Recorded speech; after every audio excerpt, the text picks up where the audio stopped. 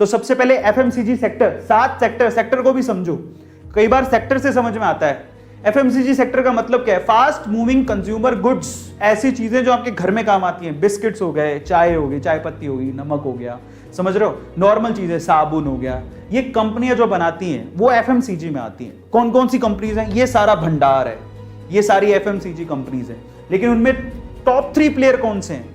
तो उसमें सबसे पहला प्लेयर है हिंदुस्तान यूनिलीवर, काफी महंगा शेयर है, लेकिन इसको गोल्ड चिप, इसको ब्लू चिप शेयर कहते हैं जब भी मौका मिले। और इसको जरा समझो, एक शेयर 2367 रुपीस का है। अब देखो पिछले 5 सालों में ये शेयर 1486 रुपए ऊपर चला गया। 5 सालों के अंदर एक शेयर का प्राइस 1486 रुपए ऊपर चला गया।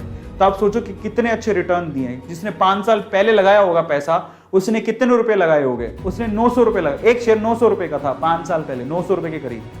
5 साल बाद ये एक शेयर 2300 रुपए का हो गया। इसलिए बोलते हैं कि ये शेयर जो है ना निफ्टी 50 में आते हैं, BSE 30 में आते हैं, क्योंकि बहुत अच्छे रिटर्न देता है। 168% की रिटर्न है। ओ माय गॉड, खूब पैसा। जिन्होंने अभी तक भी हिंदुस्तान यूनिलीवर के 5 साल पहले शेयर खरीदे थे, अभी भी खरीद के रखे, तो वो तो अभी तक अरबपति हो चुके होंगे। ठीक है, तो बहुत ही फंडामेंटली स्ट्रॉन्ग शेयर है। लेकिन एक और टॉप में आता है, बट इसके शेयर प्राइसेस कभी भी वेरी नहीं होते, बट डिविडेंड बहुत अच्छा देता है। आईटीसी का शेयर 208 रुपए का एक शेयर है, लेकिन इसके शेयर प्राइस पिछले 5 साल में 31 रुपए घट गया।